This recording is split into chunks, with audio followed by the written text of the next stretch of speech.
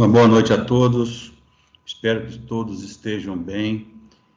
Hoje teremos a segunda sessão do curso Sistema Americano de Economia Política e sua herança crítica. Falaremos sobre Jean-Baptiste Colbert, o consultor da nação, e a aula será proferida, gravada, por Jacques Cheminade, que foi candidato a presidente francês da França em algumas oportunidades.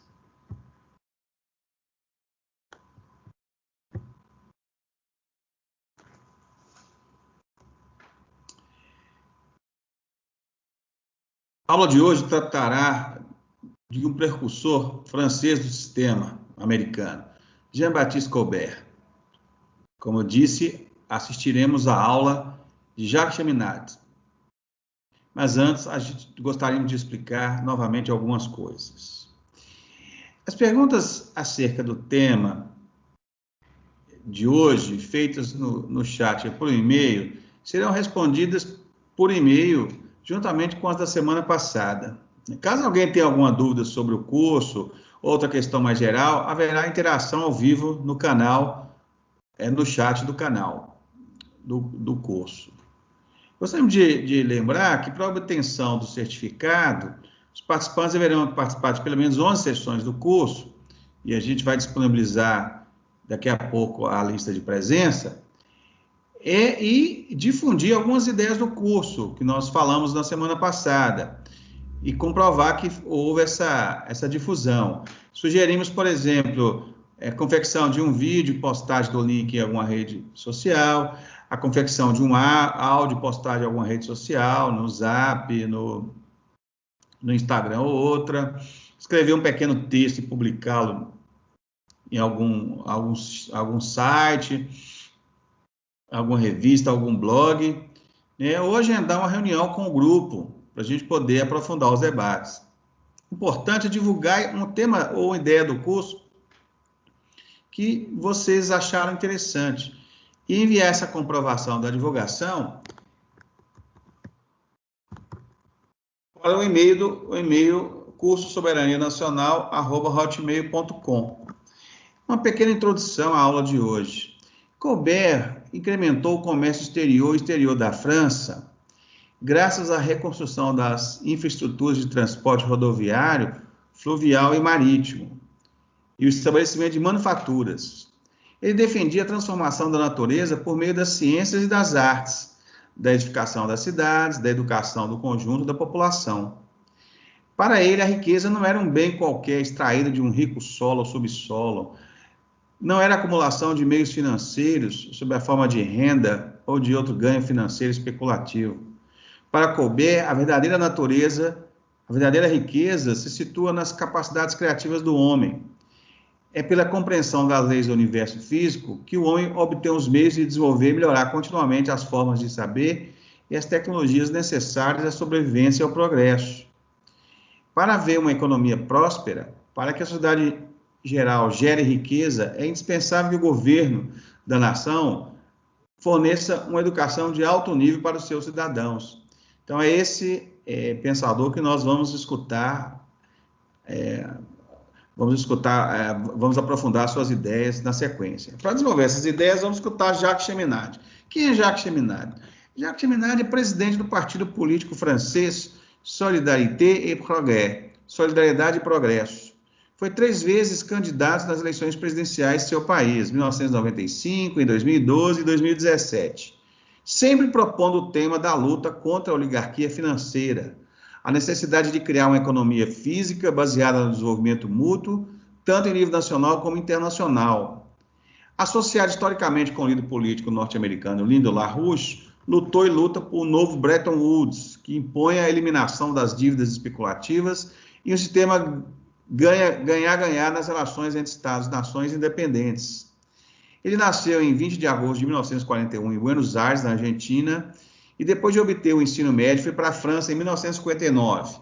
Ingressou na École de Haute Étude Commerciale em 1960 e depois na École Normale de Administration em 66. Entre 68 e 72 foi nomeado encarregado na divisão de Relações Exteriores do Ministério da Fazenda das negociações econômicas do mercado comum europeu. Foi nomeado agregado e mais tarde conselheiro comercial da França em Nova York, de onde conheceu Lyndon LaRouche. Então, todos estão convidados a acompanhar agora a aula do professor Jacques Cheminade. Na semana que vem, o curso tratará de Leibniz, o precursor do sistema americano. O link para a sessão dessa aula já está disponível no playlist do canal. Então, tenham todos uma boa sessão. Muito obrigado. Não esqueçam de clicar, dar um like no canal, se inscrever no canal. Uma boa noite, até mais.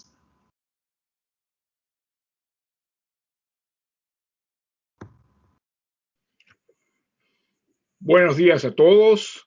Mi nombre es Jacques Cheminade. Quiero agradecerlos a todos por recibirme y a usted, profesor Jairo Díaz Carvalho, por haber organizado esta presentación. Les hablaré hoy de Juan Bautista Colbert y del colbertismo. Es algo que es mucho más lo que parece ser el tema explícito de la presentación, porque lo que voy a tratar de comunicarles es la base de la economía física que se ha desarrollado en el mundo desde el siglo XVII. Así que lo primero que quiero mostrarles las personas. Juan Bautista Colbert, 1619-1683, es el padre del colbertismo o mercantilismo, como otros lo han llamado. Gottfried Wilhelm Leibniz, que fue el eje motor a un momento dado de la Academia Real de Ciencias, fundada en 1666 por Juan Bautista Colbert. Leibniz, 1646-1716. Leibniz fue el gran filósofo que era un hombre increíble, que todos los medios de conocimiento, todo lo que se podía crear y creer, él siempre estuvo investigándolo. Jean Bodin, después, pueden verlo, 1530-1596, fue el predecesor. Durante las guerras de religión, él fue el eje del partido de los políticos. Se decían de gente que no era ni protestante ni católica, pero pensaban en términos del bien común, del interés general de todos. Bodin escribió los 6 libros de la República, en que la frase que todo el mundo repite y que se conoció, solo hay riqueza de hombres. Solo hay riqueza de hombres. La moneda, ha dicho en su respuesta a Monsieur de Malestroit, la moneda en sí misma no tiene valor, que sea oro, plata o otra cosa. El valor para él es el trabajo humano, lo que uno puede dar a su país, fruto de la riqueza creadora de todos. Bodin también concibió el gobierno como un acuerdo de discordias, es decir, como toda buena orquesta, él decía, tiene que haber diferentes instrumentos y todos se unen en lo que ejecutan, que es la política del Estado. Así que Bodin es la base, fue la base, la reflexión de Bodin del partido de los políticos, fue la base del reino de lo que iba a ser Enrique IV. Enrique IV y con sus consejeros, Sully, 1559-1641, Olivier de Serres y Barthélemy de la Fema. Así que ellos dijeron primero paz de las religiones, como lo decían los políticos de Bodin, el Edit de Nantes, que establece esa paz. Segundo, alimentar a la población, sacarla de la miseria, y es conocido el dicho del rey Enrique IV, inspirado por Sully, quiero un pollo cocido en la casa de cada trabajador francés. Después viene el esfuerzo para pensar en términos del futuro. Y desde esa época, Sully, después Colbert lo hará a una escala mucho más amplia, plantan árboles para la flota mercante, para el transporte y para la construcción. Es decir, piensan en términos del universo físico que va a venir y no sencillamente del universo presente. Y finalmente, Sully escribe una nota sobre la reorganización monetaria, en lo que dice que la moneda tiene que ser al servicio del trabajo humano. No es una cosa en sí mismo no tiene valor. Misma cosa que Jean Bodin en su respuesta a Monsieur de Malestroit. Olivier de Serres es el que se ocupa de agricultura. Escribió un libro que se llama Le théâtre de l'agriculture et le message des champs. El teatro de la agricultura y el mensaje de los campos. Y dice que la agricultura no es algo que era un nivel fijo de producción, pero explica todas las maneras de mejorar lo que puede dar el trabajo de los campesinos y cómo se pueden incrementar los recursos de la nación si se organizan esos aportes de los campesinos. Barthélemy de la Fema, él se ocupa de industria y es él que ha creado una economía de manufacturas, ha sido el primero a pensar de esa manera, inspirado por lo que se habían hecho los artesanos de Florencia, bajo los, podemos decir que fue en la época de los Medici. Siempre hay esa relación entre Francia e Italia. Y Colbert es el heredero político y económico de Bodin y del reino de Enrique IV. Pero mucho más. ¿Por qué? Por su relación directa con los científicos más adelantados y más creadores de su época. Allí vienen las figuras prominentes de Christian Huygens y sobre todo Leibniz, que da una base a la Academia Real de las Ciencias francesa, vinculada directamente con la política económica. Es la época en que se realiza en 1648 la Paz de Westfalia, que es fundadora del Estado-Nación. Es basada en el perdón de los pecados y de las faltas, la armonía política como base de principio de organización y de cooperación social, y la cooperación también basada sobre la ventaja de los demás.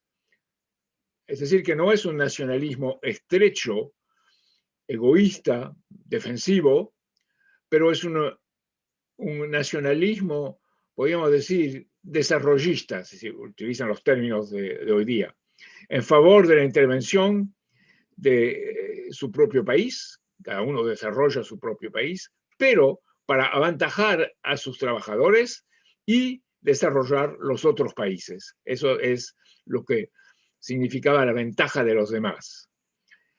En un concierto de naciones en la que cada uno juega un instrumento para hacer avanzar la participación y la partitura de la paz. Es la idea de una armonía de intereses, y hay una reflexión inspirada en Leibniz y más tarde en la historia francesa por un conocimiento de los escritos de Confucius.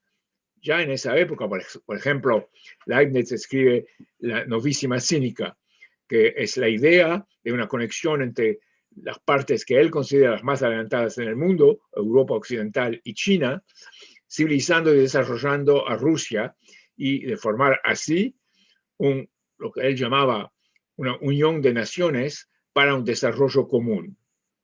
Así que eso se basa concretamente en algo muy importante, que si hay de haber desarrollo, tiene que ser basado en un principio que lo permita. Y eso es la noción leibniziana del principio físico de acción mínima, de mínima acción. Ahora, en eso entra en escena Colbert y el colbertismo. La economía para él y para sus colaboradores no es basada en una mera ganancia financiera. La economía consiste en crear las condiciones para el auge del poder humano creador. Producir más por ser humano per cápita, producir más por unidad de superficie y por unidad de materia implicada.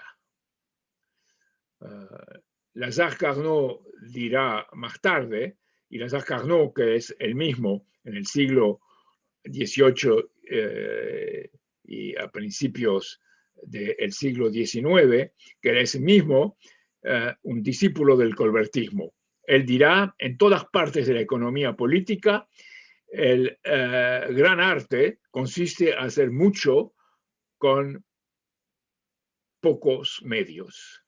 Eso es el principio de mínima acción o de acción mínima. ¿Cómo? Para poder lograrlo. Desarrollando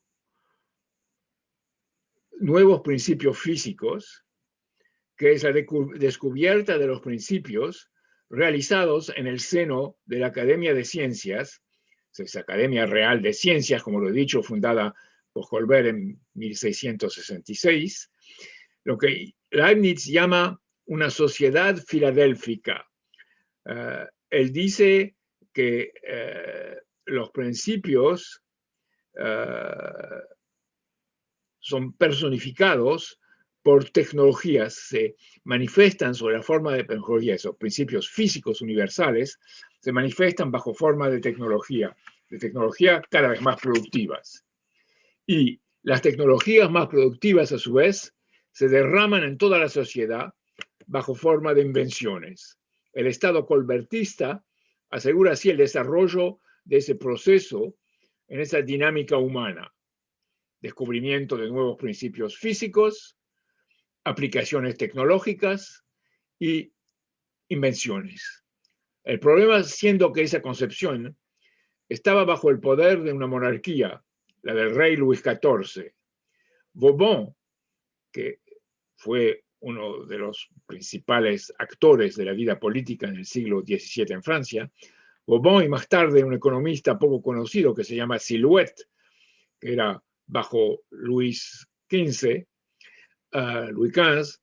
bajo el reino de Luis XV, trataron Bourbon y Silhouette de reformar la monarquía para que se dedique a ese principio de creación mutua. Como ya Colbert lo implicaba, se necesitaba una orientación financiera para servir ese principio desarrollista, es decir, un sistema de imposición de impuestos justo y adecuado. Bourbon y Silhouette explicaron entonces que la corte, los cortesanos, la iglesia y los financieros, los encargados de la imposición, les fermiers généraux, que se enriquecían como intermediarios, que esos tres, la corte, la iglesia y los fermiers généraux, debían pagar el impuesto para financiar el desarrollo de las potencialidades del trabajo humano. Así era la sola manera de realizar lo que más tarde el economista americano Matthew Carey llamó la armonía de intereses. Y se acuerdan ustedes de Baudin y de su noción de una armonía entre diferentes instrumentos humanos que son los creadores de la nación. Así que la corte de los fermiers généraux, que eran los adjudicatores del reino, los que eran intermediarios para los impuestos y que se metían más de los 3/4 de las ganancias en sus propios bolsillos, y la jerarquía de la iglesia dijeron no a esa política y condenaron así a la monarquía a venirse abajo por falta de base productiva. Pero podemos ser optimistas. Fueron esos hombres que fundaron la ciencia de la economía productiva, de la dinámica física, y pese a sus límites y a sus errores, y pese a que actuaron en un régimen que era en contradicción con lo que hacían, han logrado llegar hasta nosotros con todo lo que lograron obtener. Oigamos a Prieur de la Côte d'Or, que era un amigo de Lazare Carnot, que organizó con él l'École Polytechnique, la Escuela Politécnica, en 1794, describiendo la intención que animó a esos discípulos del colbertismo. Polytechnique, dice, tenía por objetivo directo la aplicación de los estudios científicos a todas las necesidades del Estado. Todavía más tarde, Charles Laboulaye, en sus comentarios incluidos en su diccionario sobre las artes y manufacturas, escribe para definir lo que hicieron sus predecesores. El hombre actúa sobre la naturaleza que lo rodea, no solo como los animales, pero basándose en su inteligencia creadora. La civilización, que Aristóteles juzgaba solo posible basándola en la esclavitud, y eso lo dice Aristóteles en su Político, el progreso al contrario, la basa la civilización, cada vez más en la acumulación de los instrumentos del trabajo humano. Así tenemos la base, que es el trabajo humano. Son las máquinas que hoy hacen un aporte cada vez más grande al rudo labor y se suplantan al rudo labor, ese rudo labor que fue antes impuesto a las clases infelices. Así que lo que dicen es que el desarrollo mecánico, cuando está dirigido por un gobierno que entiende lo que significa, quiere decir que las clases infelices mejoran su situación y pueden tener la oportunidad no de ser utilizadas como bestias, pero como creadoras. Y eso es una noción completamente opuesta a la noción feudal de los servos, de ser, el serfdom, como dicen los ingleses. La verdadera ciencia filosófica, sigue diciendo Laboulaye, de nuestra época, es el siglo XIX, principios del siglo XIX, la verdadera ciencia filosófica de nuestra época, como la definía el gran Leibniz, hacía referencia a Leibniz, es la verdad y la relación consecutiva de las ideas con la transformación de la realidad. Así que para ellos, la realidad no es una serie de elementos fijos, es una transformación y un flujo creador. La Academia de Ciencias y l'École Polytechnique prosigue, aseguraron los trabajos de la ciencia pura, cuyos descubrimientos animan a la energía humana, a la economía humana basada en la energía creadora. Este intercambio perpetuo entre las ciencias y las artes es la fuente de un progreso rápido de nuestra sociedad y ofrece la gran ventaja de desviar las mentes de un industrialismo grosero y de algún modo material. Así que lo que dicen es que un industrialismo grosero, es decir, la industria técnica en ella misma, no llega a los resultados humanos que deben de llegarse. Lo que lo permite son los descubrimientos de nuevos principios físicos por la ciencia que se encarnan en técnicas, pero si las técnicas solas están impuestas o están desarrolladas, no se puede llegar a un proceso realmente humano. Es la combinación entre el descubrimiento y los nuevos principios físicos, la aplicación como técnicas y después las invenciones diversas en el ámbito de esas técnicas que crean una sociedad realmente humana. Laboulaye, prosiguiendo políticamente el camino abierto por Colbert y Carnot, distingue una industrialización de modelo inglés que genera pauperismo y desmoralización, porque no es creadora, pero explota las creaciones de otros e impone un modelo feudal a los trabajadores. Así que eso es algo muy interesante, porque fue un debate muy importante en Venecia. Venecia, cuyos poderes comerciales y financieros inspiraron los holandeses de Ámsterdam, que después inspiraron los ingleses en Londres. En Venecia hubo el combate entre los que querían quedar a un nivel de creación existente y vamos a perder, decían los otros, contra los creadores. Así que lo que tenemos que hacer, y eran los jóvenes venecianos contra los viejos, los jóvenes decían, tenemos que apoderarnos de las invenciones de los otros y explotarlas a nuestro favor. Y esto es exactamente lo que es el sistema inglés de industria. No es un sistema creador, es un sistema que acapara la creación de otros. Es un modelo feudal adaptado a las condiciones de su época.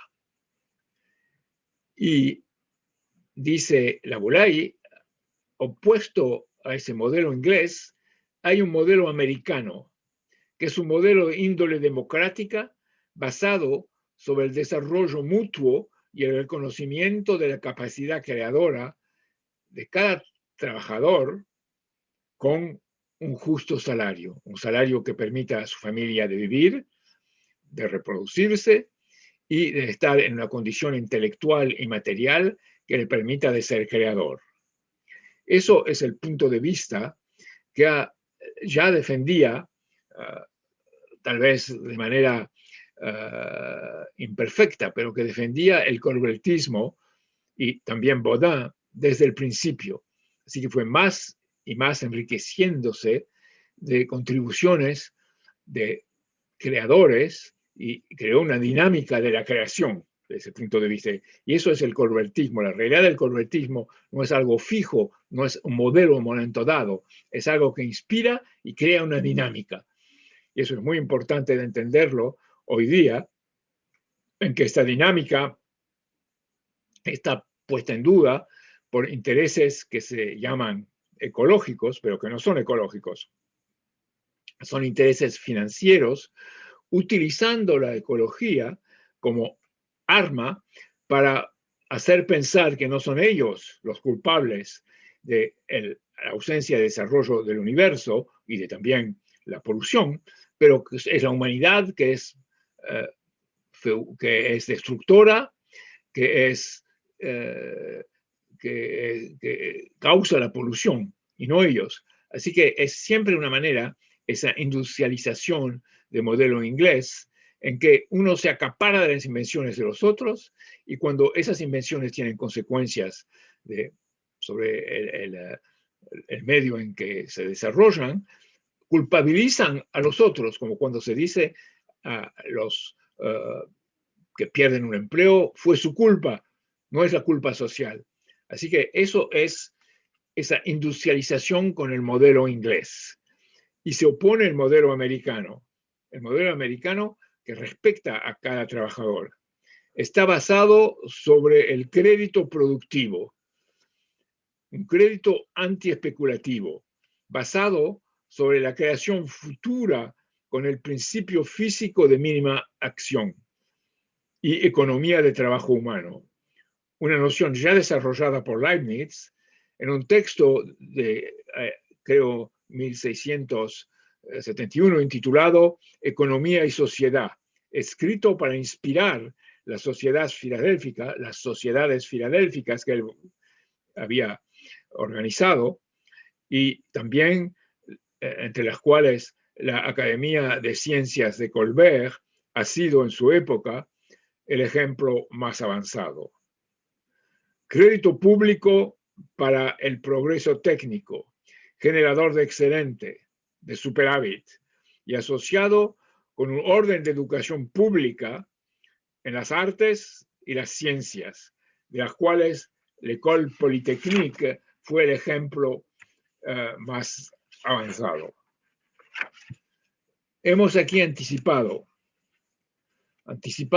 para mostrar cómo el colbertismo es un momento de la historia, pero un momento que genera toda una historia con él, un futuro, y está siempre basado en las realizaciones posibles del futuro y no en la evaluación de las cosas en el presente. Lo que quiere decir que no piensa en términos aristotelianos de deducciones o de inducciones, un pensamiento que Leibniz describe como un pensamiento consecutivo, en que si una cosa se produjo 10 veces, va a producirse 11. Bueno, un día viene algo que no se esperaba y todo se viene abajo. Así que de ese punto de vista, el colbertismo piensa con los ojos fijados no en el presente o en el pasado, pero en el futuro, inspirados por los creadores del presente y del pasado, pero fijados en el futuro y en la necesidad de asegurar un futuro mejor para las generaciones que van a nacer y para el bien mutuo de las que existen. Así que ese modo de pensamiento es totalmente antagonístico al modo feudal o monárquico, o mejor decir, cortesano o aristocrático. Y eso es lo que el colbertismo trae. Es por eso que muchos de los que hoy sirven a una concepción del mundo fija, en que esperan dominar, están tan opuestos al colbertismo que no pueden aceptar, porque el colbertismo significa cambio para tratar de lograr algo mejor. No, hemos anticipado sobre Colbert, pero creo que así podemos expresar su gran potencial creador en su tiempo y lo que él aportó para tiempos futuros.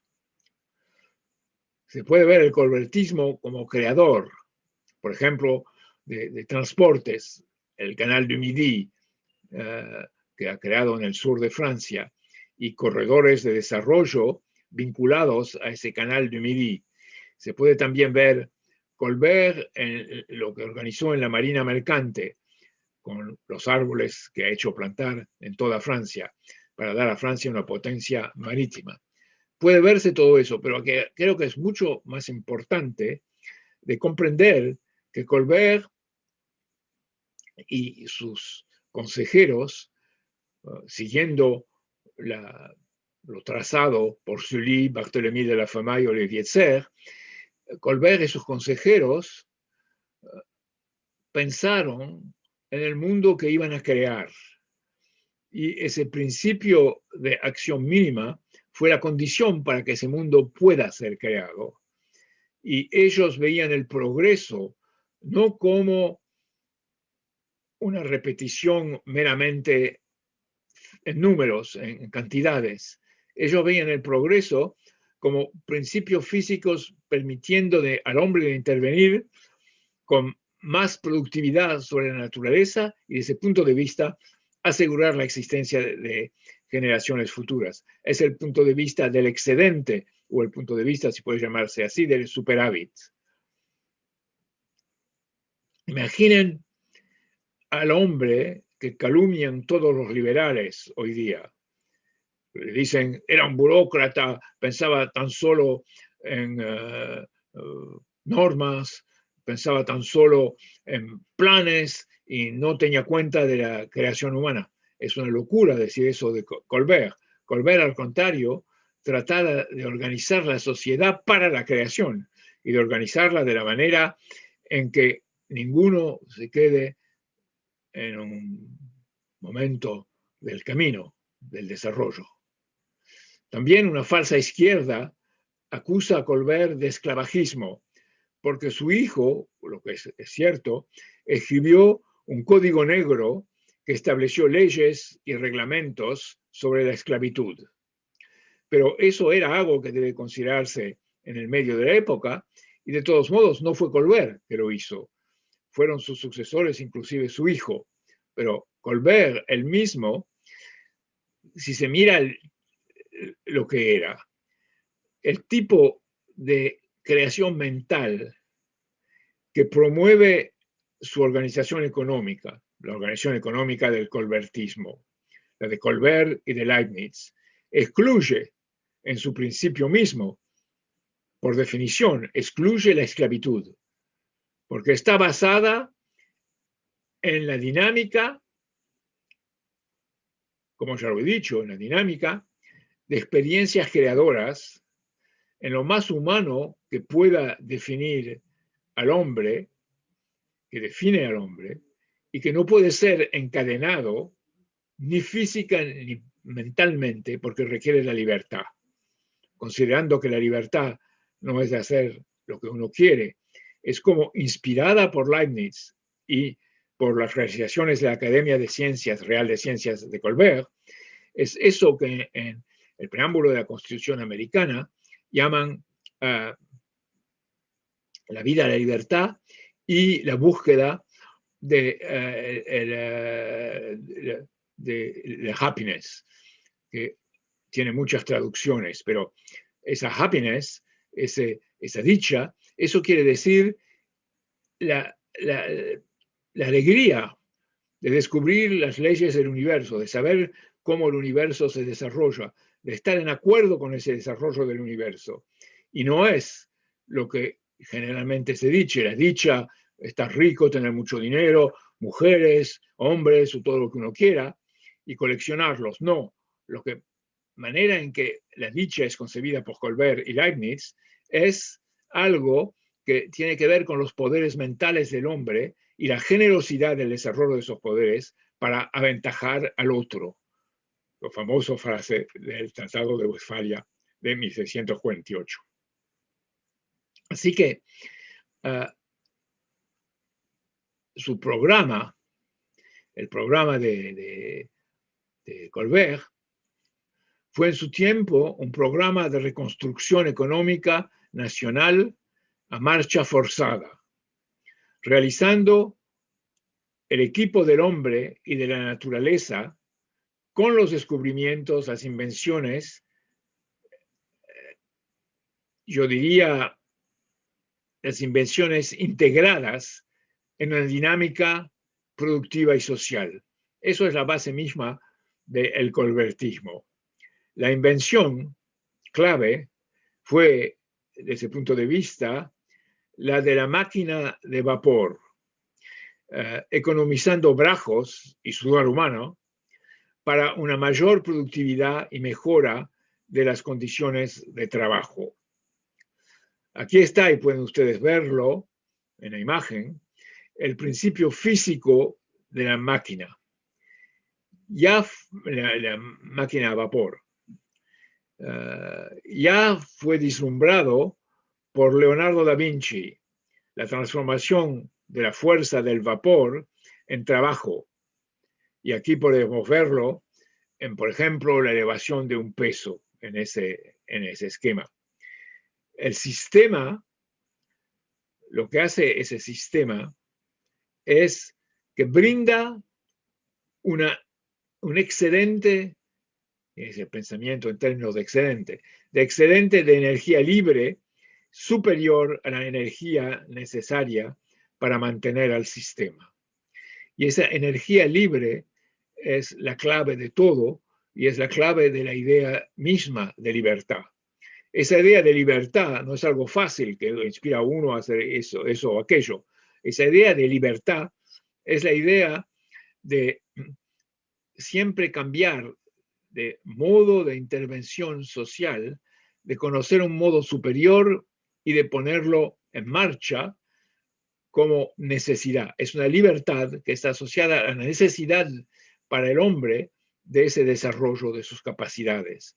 Lo físico en el universo, siendo la prueba que lo mental funciona y está en acuerdo con las leyes del universo. Y eso es la base mismo de la economía de la Academia Real de las Ciencias, en que Leibniz, Huygens y muchos otros inspiraron, Colbert organizándola y preparando las condiciones para que funcione.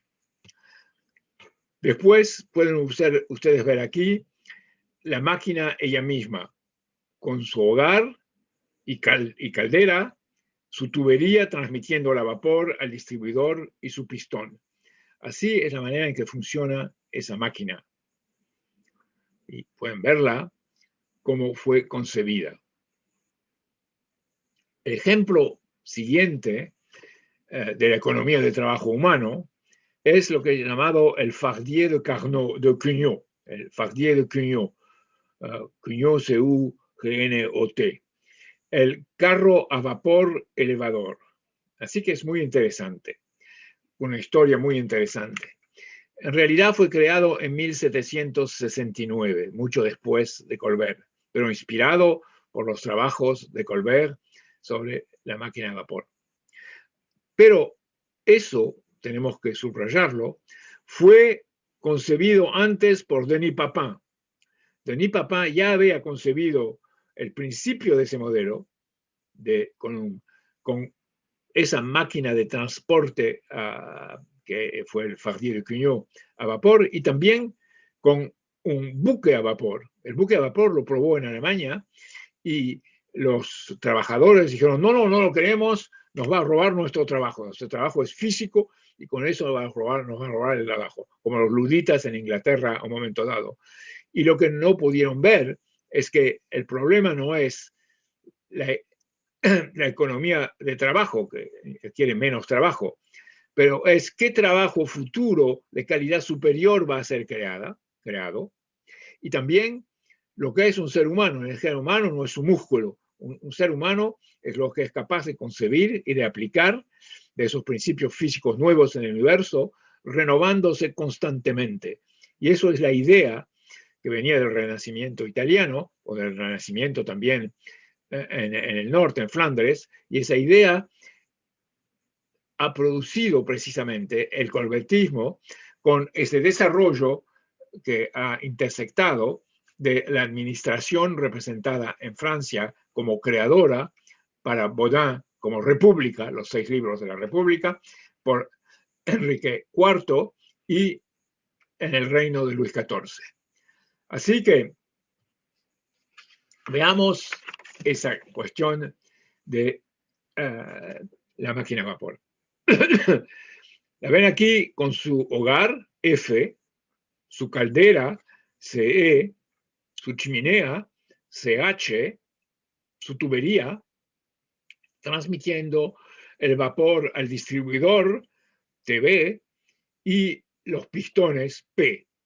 La rueda anterior motriz, R, es movida por ese dispositivo, y se ven también los dispositivos de dirección en este esquema.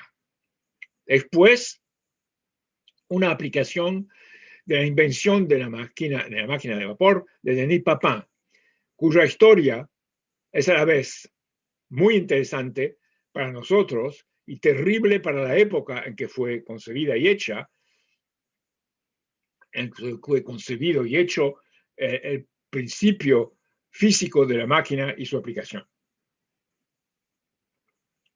El Fardier de Cugnot fue en realidad a la vez el primer automóvil jamás inventado, porque se movía con ruedas, y al mismo tiempo la primera máquina elevadora.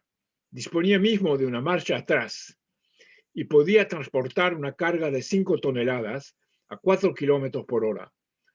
Eso ya era concebido por Papin a fines, en el principio del cuarto del siglo XVII. Concebido por Papin como una extensión del poder humano de actuar en el universo, a la vez como elevación, medio de elevación y medio de transporte, economizando el trabajo muscular del hombre. Lo terrible es que Papin y su invención no encontraron en el siglo XVII el marco social humano capaz de adoptarlo. Un sistema monárquico no veía su utilidad porque un sistema monárquico, aristocrático, semifeudal, no veía su utilidad porque para él la mano de obra era una categoría relativamente fija y disponible. No concebían un ser humano que cambiaba y elevaba su capacidad a medida que se desarrollaba su vida. Cuando murió Colbert, Papin fue puesto a un lado y empobrecido. Se refugió en Inglaterra, donde desapareció su nombre. No se oyó más nada de él.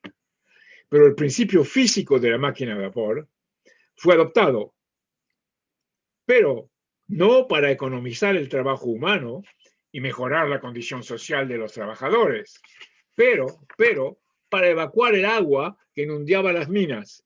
Fue Newcomb, que concebió eso en Inglaterra. Minas donde los mineros continuaron a utilizar su energía, su fuerza física, muscular, para extraer el carbón y transportarlo. Ejemplo mismo de lo que Laboulaye llamaba una industrialización según el modelo feudal inglés. Así que no solo en el colbertismo existen las leyes de una economía que se dirige, en que se toma la autoridad de dirigirla para un principio superior. No solo hay descubrimiento de principios físicos, no solo hay desarrollo de técnicas o tecnologías correspondiendo a esos principios físicos, hay también el contenido social que requiere un sistema de ese tipo. Y ese contenido social trató de organizarlo la Revolución Francesa, y es lo que desarrolló en la Revolución Francesa todo lo mejor: las instituciones de enseñanza, Polytechnique, les Arts et Métiers, la Oficina de Longitudes, las Academia de Ciencias Orientales, Chaptal y su movimiento para desarrollar la industria, etcétera, etcétera. Eso fue en la Revolución Francesa lo que fue brindado al mundo, inclusive en la cuestión de los ferrocarriles, que fue algo que prosiguió lo que inventó como principio de movilidad Papin y que encarnó el Fardier de Cugnot. Así que pudimos darle muchos otros ejemplos de cómo no fueron realizadas esos descubrimientos, no fueron realizados por oposición social. Y eso fue toda la historia, si se puede resumir así, del siglo XIX, como unas fuerzas que favorecieron el desarrollo social, que creaba la posibilidad de desarrollar las invenciones, de darles una forma física que operaba, y los que luchaban para que pueda hacerse, y también los que luchaban para que no se realice. Eso fue la real oposición de clase del siglo XIX. Así que durante mucho tiempo las cosas no se desarrollaron como hubieran debido desarrollarse en un régimen político correspondiendo a la ambición técnica y científica de los descubridores. Pero lo bueno es que con la evolución social del mundo, las revoluciones en la manera de pensar y de relacionarse entre seres humanos, todos los beneficios de la invención de Papin, mismo si muchos y casi todos han olvidado su nombre, y mucho más las concepciones de la Academia de Ciencias, la Academia Real de las Ciencias, es la que han inspirado prácticamente todas las instituciones mayores de enseñanza en el mundo, incluyendo la Escuela Politécnica de hoy día, de la Côte d'Ivoire, de la Costa de Marfil en África, que existe en Yamoussoukro y es una de las cosas que representan el más potencialidad de futuro en África. Quería darles ese ejemplo porque también hay muchos otros. El ejemplo más interesante son las escuelas politécnicas federales de Suiza, en Lausanne y en Zúrich, que a un nivel mucho más socialmente adelantado que la Politécnica en Francia hoy día, crean una base social para el desarrollo de invenciones y de alimentar de ese modo una sociedad más justa. Ahora quiero mostrarles el esquema de lo que Huygens trató de hacer con un motor a explosión, utilizando la pólvora. Fue él también un colaborador de Leibniz en la academia, y es otro ejemplo de la cuna creadora que ella fue, porque el motor a explosión tuvo un futuro, y un futuro que tuvo otros medios, como todos saben, que la pólvora, pero también se estaba discutiendo esas invenciones, cómo iban a ser adaptadas, y es un medio social que se creó así y que se difundió al nivel del mundo, y l'École Polytechnique fue otro elemento de eso. Las universidades alemanas también, las universidades americanas. Tuvo una inspiración que pasó a través de las fronteras de los países y creó esa aspiración de patriotas y ciudadanos del mundo a crear un mundo que sea mejor. Por fin les muestro un esquema, y es muy interesante, de alguien que se llamó Delair, otro colaborador de la academia, que expresa el principio de mínima acción.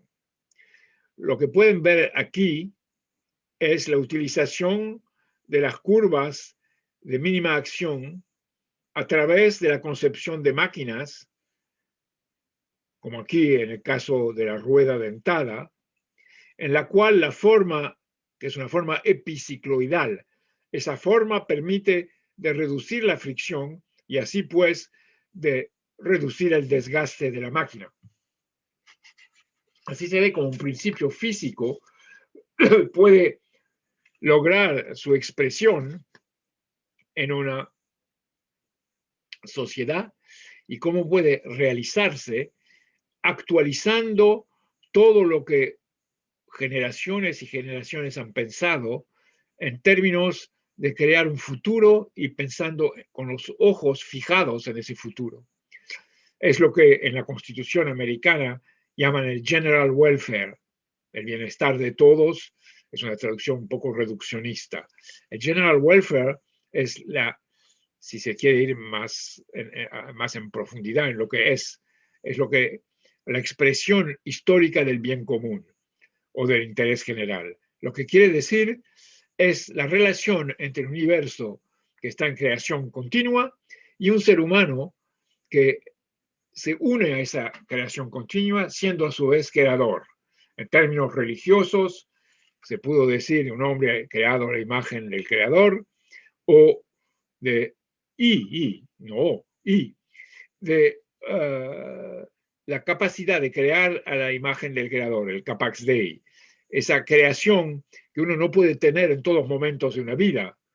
Uno no puede ser en estado de creador permanente, no es posible, pero en ciertos momentos uno puede ser creador porque ha visto las cosas de un punto de vista que Leibniz, en su texto sobre la sociedad filosófica, escrito pensando lo que sucedía en la Academia de Ciencias que él quería crear, no solo en Francia, pero en el mundo, pensándolo decía, hay una ciencia que es una ciencia mecánica, que es una ciencia de las causas inmediatas.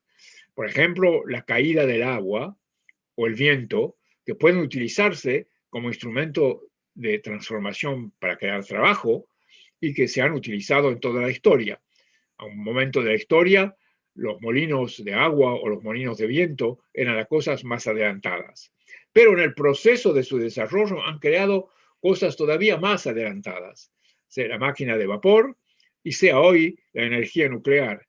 Y lo que es importante es el proceso, no es de tratar de imitar con desarrollos técnicos de nuestra época, de imitar lo que se ha hecho en el pasado, capturar el viento o capturar al sol.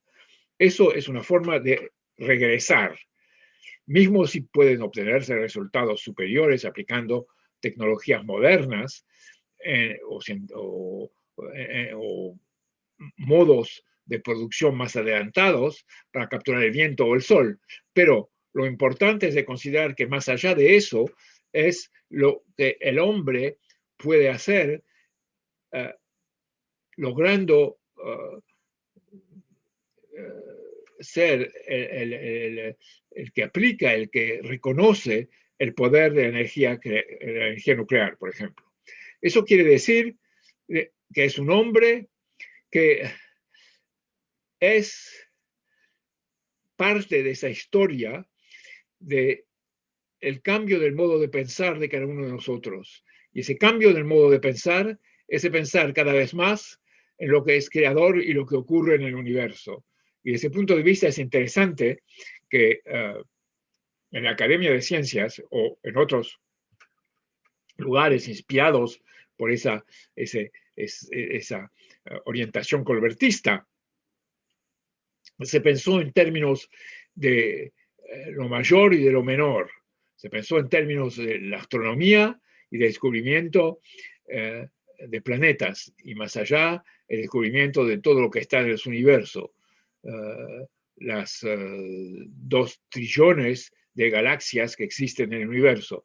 Y esa cosa es algo continuo en la historia. Si uno lee el 7º libro de la República de Plato, se ve que él dice que una manera de hacer progresar al ser humano es hacerlo ver más lejos, más alto, y es la astronomía para los ojos. Dice, para las orejas es la música, y la música es la armonía, y esa armonía es lo que debe también concebirse en el ámbito social para un desarrollo. Y de ese punto de vista, hay una ansia en el ser humano, una ansia positiva, de descubrir cada vez más cosas que lo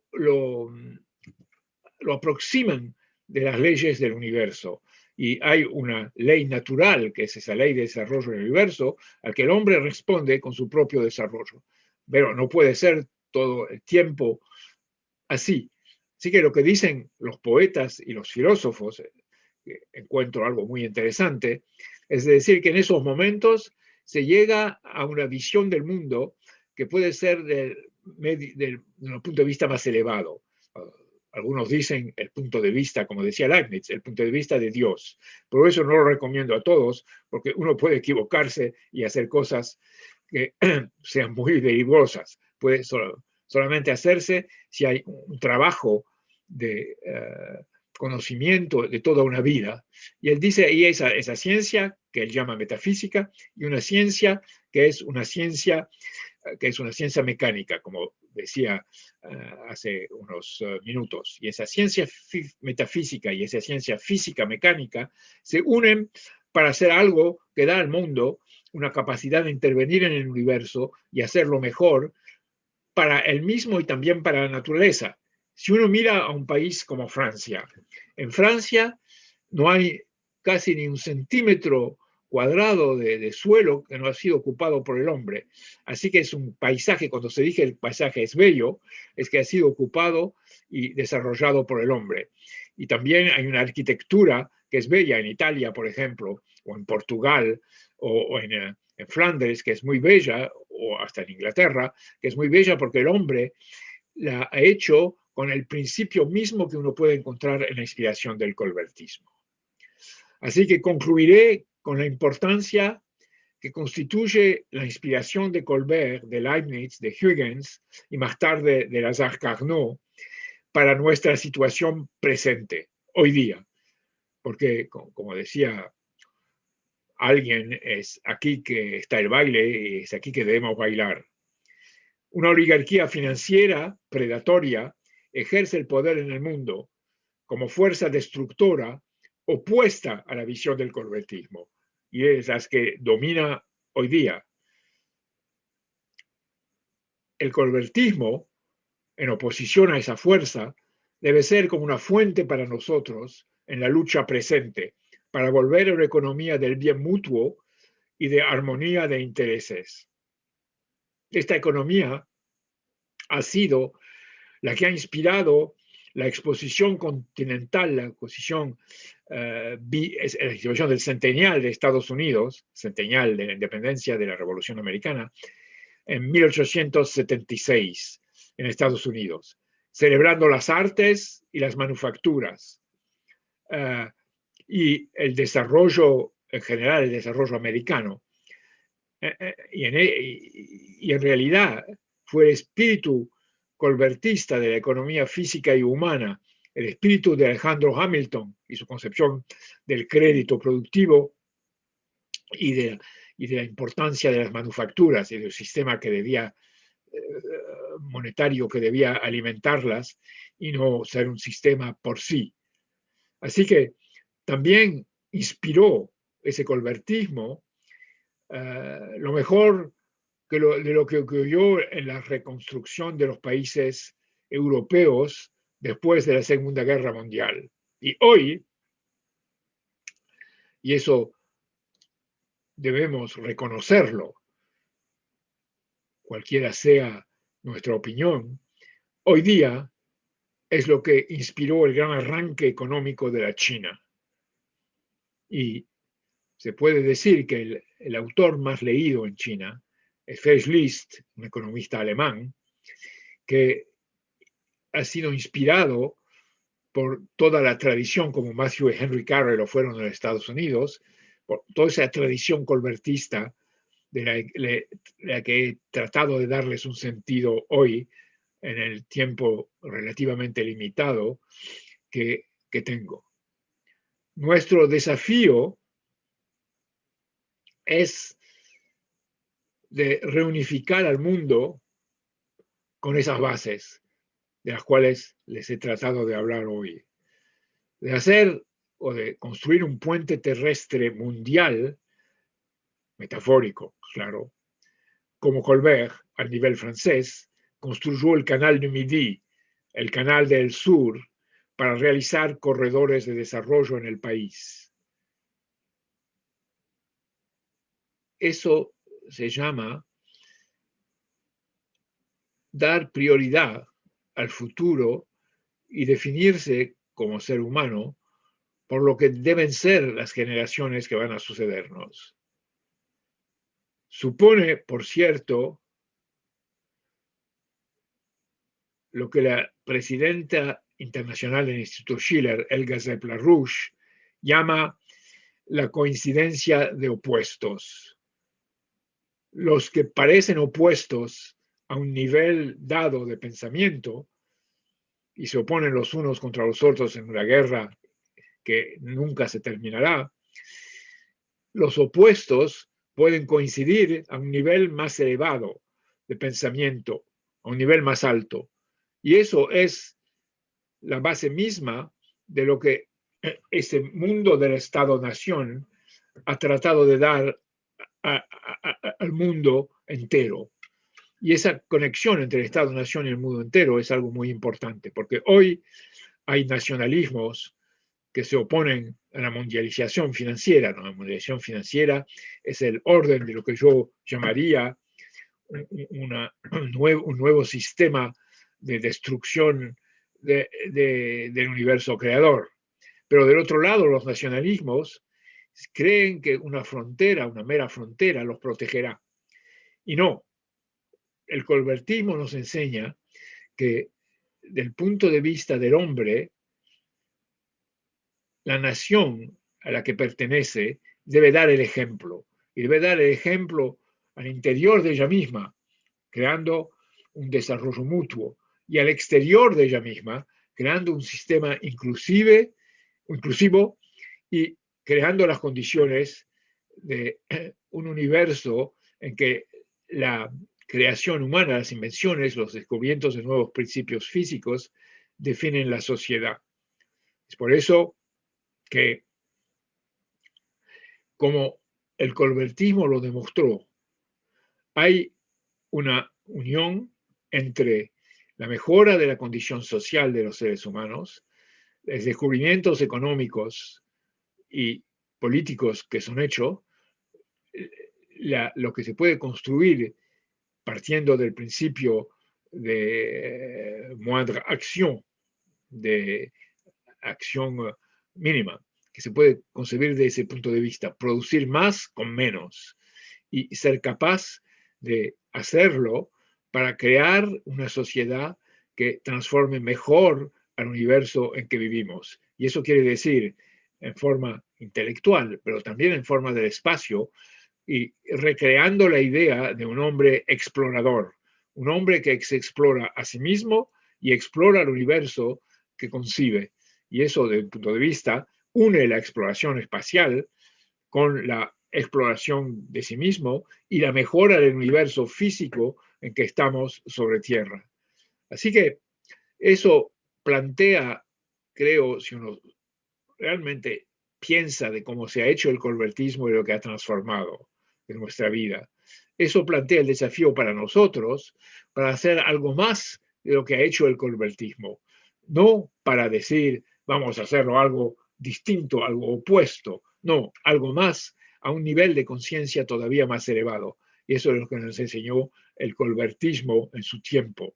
Colbert trajo, entre otras cosas, para Francia, las manufacturas de seda, para utilizar la seda. Ha sido algo muy importante y hasta lo que no se sabe no es tan solo para que señoras bien vestidas lleven mantas muy bellas. No, ha sido utilizado también para paracaídas y ha sido utilizado hasta en trabajos que se hacen hoy para lograr precisión y ductibilidad en ciertos aspectos de la exploración espacial. Así que, desde ese punto de vista, sí, Colbert trajo a Francia las manufacturas de seda, pero la seda hoy, las nuevas rutas de la seda, son una base para el desarrollo del mundo. Y quería terminar diciendo que esa armonía de intereses con una orquesta que toca una partidura muy bella, esa armonía de intereses es algo que sin ella el mundo va hacia una guerra por falta de ideal común y falta de realizaciones físicas que permitan de poblarlo. Así que el gran desafío no es de producir tal o tal tipo o medio de energía, es de hacer una sociedad que corresponda al desarrollo de ese tipo o medio de energía. Y esa sociedad es la sociedad que el colbertismo creó las condiciones para que nosotros podamos con toda nuestra capacidad, podamos crearla, inspirarla y lograr un mundo mejor para nuestros sucesores. Muchas gracias.